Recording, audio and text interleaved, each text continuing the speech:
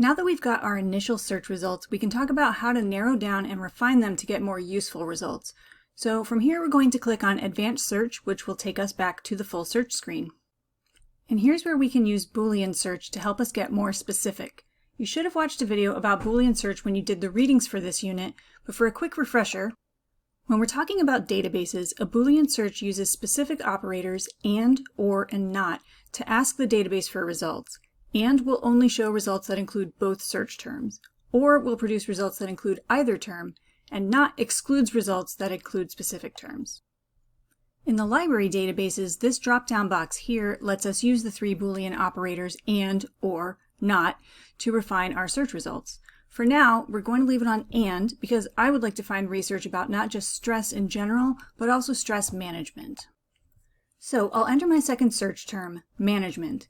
This search for stress and management will ask the database to only give us results that have both words, stress and management, somewhere in the record. Down below in search options, we have search modes and expanders and limit your results. I'm going to leave this as it is for now because find all my search terms is selected and that's what I want. You can play around with this if you like.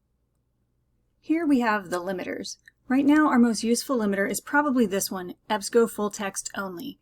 What that means is if I click this, it will ask the database to return only results that also have the full article attached so that we can read it right away. If we don't have this selected, we'll also see search results that are just records where we can't access the article itself because we don't have access to it in this database. The database is saying this exists, but I'll have to go somewhere else to actually find or read it, and that's usually much more work than it's worth.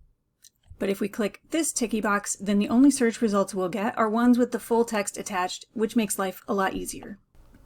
So now that we have these new parameters set up, we're going to click on Search again, and we get to our new search results screen. You can see that we've narrowed down our search results considerably. We went down from 902,890 to 46,099. This is actually, I think, a pretty good number of results to start scrolling through, but we can use the limiters under Refine Results to get even more specific. There are a number of things that we can choose under Limit To.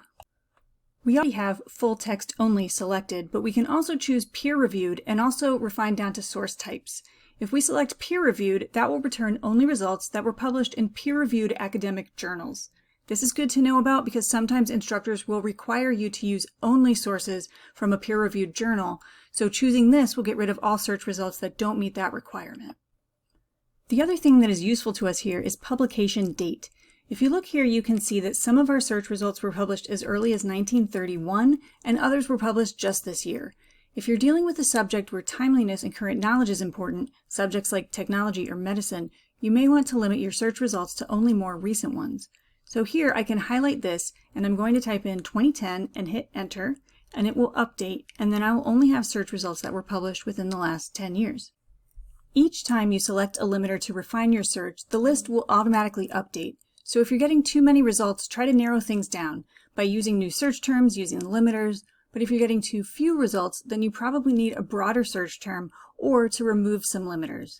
And by too few, I mean you're getting, say, under 20. That's probably not going to be enough to make sure that you're getting a wide enough range unless you know specifically what article you're looking for. In the next video, we're going to look at what happens when we look at the detailed record and how to actually read the articles that we're finding.